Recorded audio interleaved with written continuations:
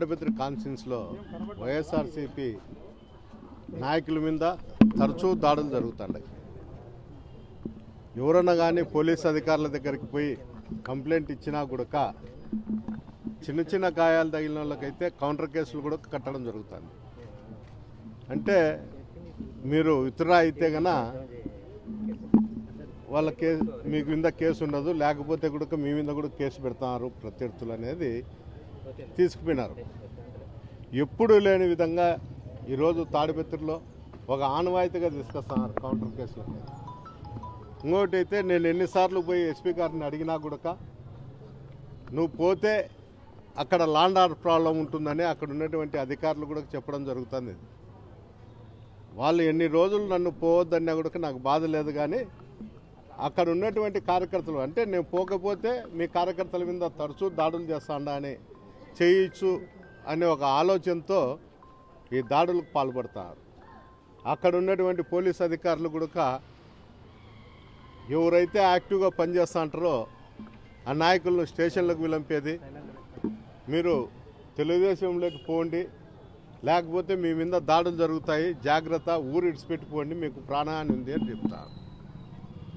ఎవరికైతే వీళ్ళు ప్రాణహాని ఉందని చెప్తున్నారో వాళ్లకు ప్రొటెక్షన్ ఇవ్వాల, ఏది ఇచ్చేది లేదు. వాళ్ళ మీద దాడులు జరిగినాక మళ్ళీ కౌంటర్ కేసులు కట్టడం జరుగుతుంది.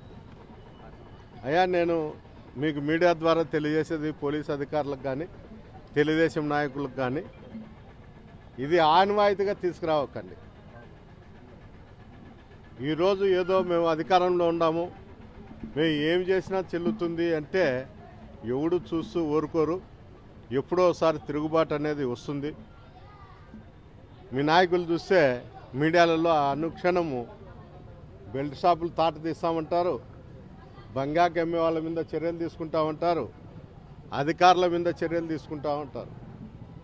ఎక్కడ తీసుకుంటారు? ఏ గ్రామంలో చూసినా బెల్ట్ షాపులు ఉన్నాయి, ఎక్కడ చూసినా బెల్ట్ షాపులు నడుపుతున్నారు.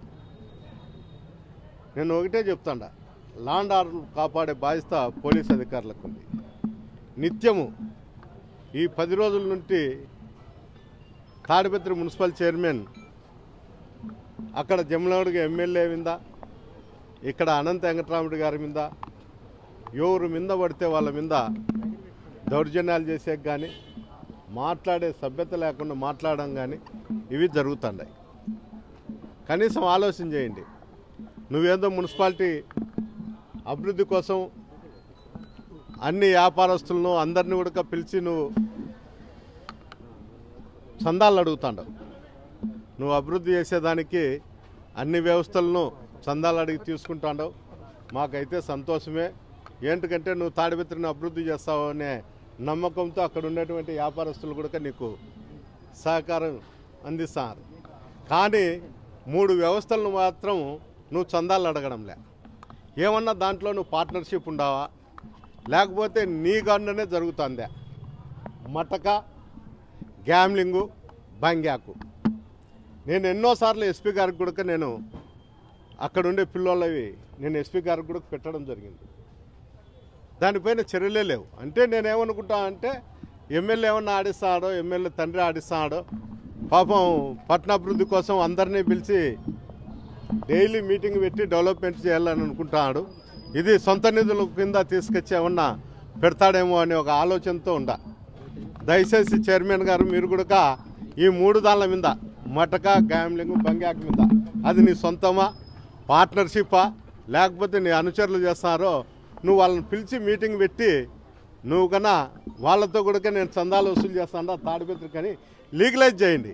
ఎట్లా లీగలైజ్ అయిందని మేము అనుకుంటాను. ఎందుకంటే పోలీస్ అధికారులు చూస్తున్నట్లున్నారు కాబట్టి మీరు లీగలైజ్ చేస్తే అందరూ కూడా ఓహో చైర్మన్ అభివృద్ధి కోసము మటకా, గ్యామ్లింగ్, బంగాక్ కూడా లీగలైజ్ చేస్తున్నారు.